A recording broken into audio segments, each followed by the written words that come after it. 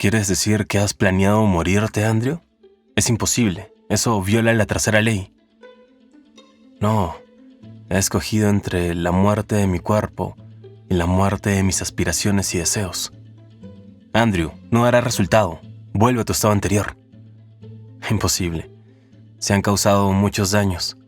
Me queda 1 año de vida. Duraré hasta el 2.º centenario de mi construcción. ¿Vale la pena, Andrew? Si consigo la humanidad, habrá valido la pena. De lo contrario, mi lucha terminará. Y eso también habrá valido la pena. La robótica se rige por 3 leyes. 1. Un robot no puede lesionar a un ser humano, ni, por inacción, permitir que un ser humano sufra daños. 2. Un robot debe obedecer las órdenes que le den los seres humanos, excepto cuando dichas órdenes entren en conflicto con la primera ley. 3. Un robot debe proteger su propia existencia siempre que dicha protección no entre en conflicto con la primera o segunda ley. Estas son las leyes que nos protegen de los robots, y lo que viene a continuación es la historia del primer robot que buscó ser considerado humano. Andrew Martin, un robot que aparenta ser un hombre, va a ser operado por otro robot. Pensando que Andrew es un humano, el otro robot se niega, ya que la cirugía que Andrew solicita es perjudicial. ¿Alguna vez ha pensado que le gustaría ser un hombre?, le preguntó Andrew. El cirujano dudó un momento, como si la pregunta no encajara en sus sendas positrónicas. Pero yo soy un robot, señor. ¿No sería preferible ser un hombre? Sería preferible ser mejor cirujano. ¿No le ofende que pueda darle órdenes? Es mi placer agradarle, pero ¿a quién debo operar, señor? A mí. Imposible.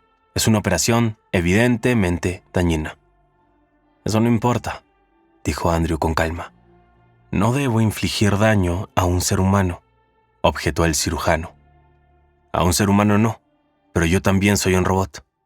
Cuando acabaron de manufacturar a Andrew, era simplemente un robot más de aspecto metálico y vivía en la casa de la familia Martin. Se refería a sus miembros como señor, señora, señorita y señorita pequeña. Pero pronto se comenzó a notar que era diferente a los demás robots. El lector debe acostumbrarse a que los hechos y el tiempo pasen de forma acelerada, pues pasarán 200 años desde el inicio hasta el final de esta historia en solo unas cuantas páginas. Andrew muestra destreza para tallar madera. Dice que esa actividad le complace. ¿Cómo que te complace?, le pregunta el señor Martin. Los circuitos de mi cerebro funcionan con mayor fluidez.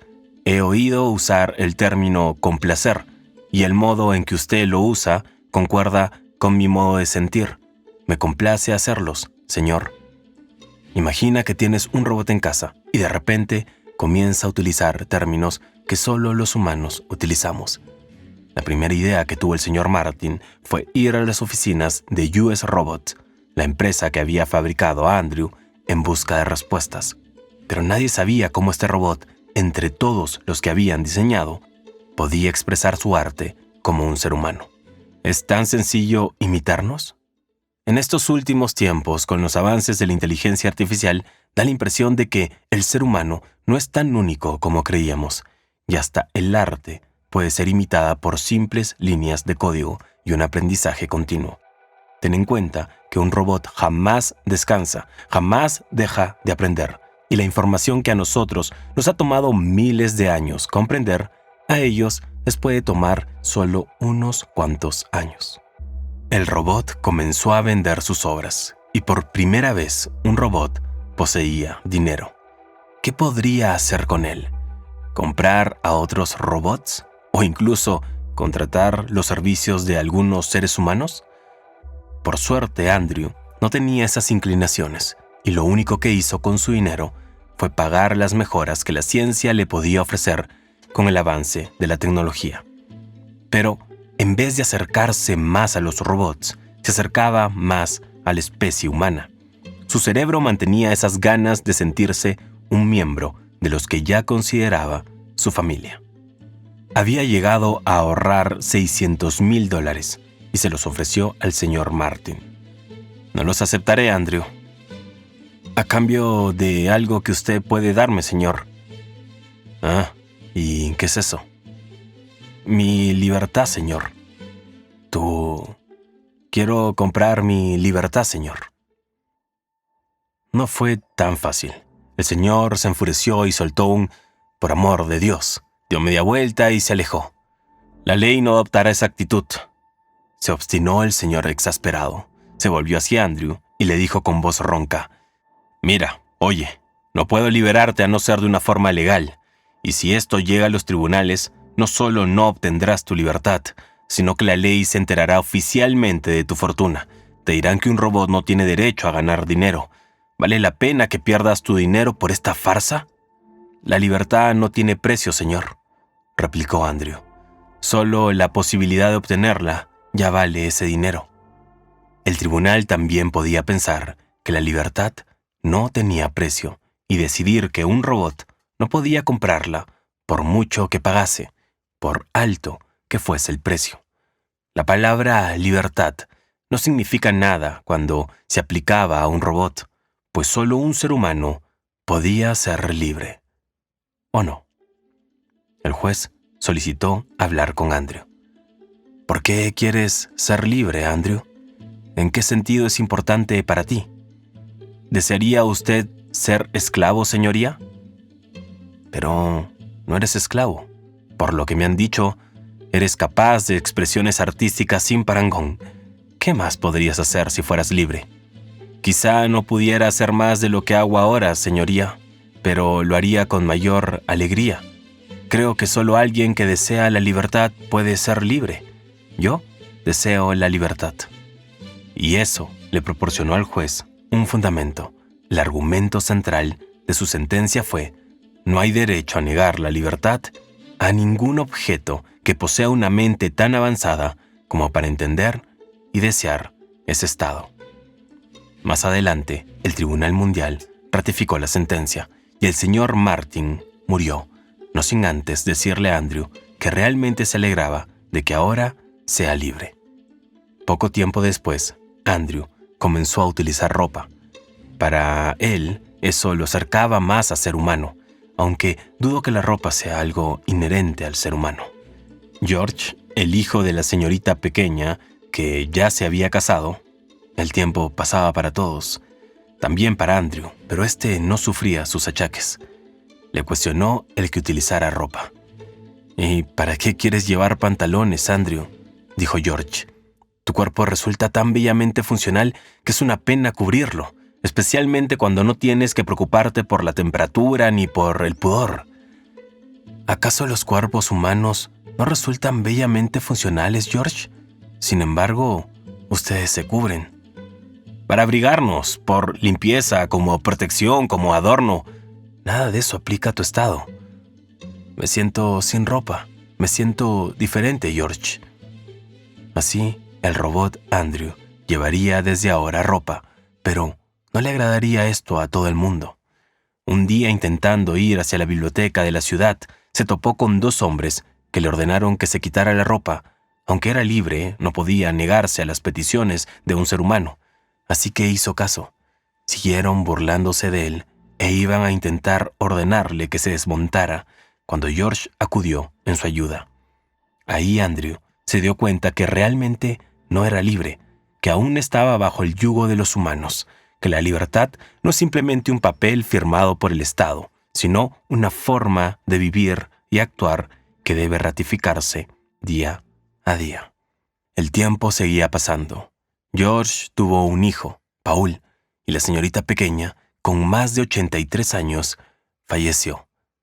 Andrew se propuso escribir un libro, así que agregaría a su lista otro logro humano. Pero eso no le era suficiente. Necesitaba verse como humano. Sus expresiones, casi sentimientos, no eran suficiente prueba de su humanidad. Así que decidió que tendría apariencia humana. Y así fue. Ahora, al andar por las calles, se confundía entre las personas. no a todos les gustaba la idea de estar junto a un robot y no poder darse cuenta. Paul era el último de los Martin y su tiempo en esta tierra se había agotado. Andrew, sin darse cuenta, sería el último recuerdo de esa familia. Los humanos comenzaron a utilizar tecnología que les proporcionaba una vida más prolongada. Se podría decir que los humanos eran cada vez menos humanos y Andrew era cada vez menos robot. En este punto, todos los robots que se fabricaban eran como máquinas con un cerebro centralizado. Los robots estaban en el espacio. Andrew, durante mucho tiempo, había sido único. Fue premiado por sus inventos y nombrado el robot del sesquicentenario. Para los que no sepan, eso es un siglo y medio. Trabajó con investigadores científicos en la Luna para ayudar a que albergara vida. Pero aunque casi en todo aspecto Andrew era un ser humano, él deseaba ser reconocido como uno, una especie de Pinocho futurista. Claramente, esta es una visión antropocentrista del escritor, en donde él cree que otras especies, incluso más desarrolladas que nosotros, desearían ser uno de nosotros. El humanismo en su máxima expresión. Somos la cúspide de la creación y todas las demás especies nos envidian. Todos querrán ser como nosotros. Con una reputación bien ganada, con muchos millones de dólares y una paciencia insuperable, Andrew consiguió que su caso llegara al Tribunal Mundial. La diputada Lee Sing, que lo ayudaría, le dijo que el panorama era sombrío. Simpatizo con su afán de obtener derechos humanos plenos, le dijo. En otros tiempos de la historia hubo integrantes de la población humana que lucharon por obtener derechos plenos. Pero, ¿qué derechos puede desear que ya no tenga? Algo muy simple, el derecho a la vida. Un robot puede ser desmontado en cualquier momento. Un ser humano puede ser ejecutado en cualquier momento. La ejecución solo puede realizarse dentro del marco de la ley. Para desmontarme a mí no se requiere un juicio. Solo se necesita la palabra de un ser humano que tenga autorización para poner fin a mi vida. Además, Andrew procuró reprimir su tono implorante, pero su expresión y su voz humanizada lo traicionaba. Lo siento, es que deseo ser hombre. Lo he deseado durante 6 generaciones de seres humanos. Lee Sing lo miró con ojos oscuros. Todos admitiríamos que usted se ha ganado a pulso el premio de ser humano, pero persistiría el temor de sentar un precedente indeseable. ¿Qué precedente? Soy el único robot libre, el único de mi tipo y nunca se fabricará otro. Nunca es mucho tiempo, Andrew. O si lo prefiere, señor Martin, pues personalmente le considero humano. La mayoría de los diputados se mostrarán reacios a sentar este precedente, por insignificante que parezca. Señor Martin, cuenta usted con mi respaldo, pero no le aconsejo que abrigue esperanzas. La gente no aceptaría un robot como humano, trazando una línea fundamental entre un cerebro humano y un cerebro robótico. Esto lleva a Andrew a la primera escena, en la que está hablando con un robot cirujano que se niega a hacerle la última operación para ser completamente humano. A un ser humano no, pero yo soy un robot. Y añadió con la firmeza con que había aprendido a dar órdenes en las últimas décadas, incluso a seres humanos, le ordeno que realice esta operación. En ausencia de la primera ley, un robot no puede lesionar a un ser humano ni por inacción permitir que un ser humano sufra daños. Una orden tan firme, impartida de alguien que se parecía tanto a un ser humano, activó la segunda ley. Un robot debe obedecer las órdenes que le den los seres humanos. Ha solicitado un procedimiento que le permita ser mortal. ¿A quién le importa la apariencia, la constitución ni la evolución del cerebro? Lo que importa es que las células cerebrales mueren, que deben morir. Aunque se mantenga o se reemplace los demás órganos, las células cerebrales deben morir con el tiempo. ¿No es esa la barrera fundamental? Los seres humanos pueden tolerar que un robot sea inmortal, pues No importa cuánto dure una máquina, pero no pueden tolerar a un ser humano inmortal, pues su propia mortalidad solo es tolerable siempre y cuando sea universal. Por eso, no quieren considerarme humano. ¿A dónde quieres llegar, Andrew?, preguntó Lee Sin. He eliminado ese problema. Hace décadas mi cerebro positrónico fue conectado a nervios orgánicos. Ahora, una última operación ha reorganizado esas conexiones de tal modo que lentamente mis sendas pierdan potencial. La azorada Lee Sin cayó un instante. Luego, apretó los labios. ¿Quieres decir que has planeado morirte, Andrew? Es imposible. Eso viola la tercera ley. No. He escogido entre la muerte de mi cuerpo y la muerte de mis aspiraciones y deseos. Habría violado la tercera ley si hubiese permitido que mi cuerpo viviera a costa de una muerte mayor. Andrew, no dará resultado. Vuelve a tu estado anterior. Imposible. Se han causado muchos daños. Me queda 1 año de vida. Duraré hasta el 2.º centenario de mi construcción. Me permití esa debilidad. ¿Vale la pena, Andrew? Eres un necio. Si consigo la humanidad, habrá valido la pena. De lo contrario, mi lucha terminará y eso también habrá valido la pena. Lee Sin hizo algo que le asombró. Rompió a llorar en silencio.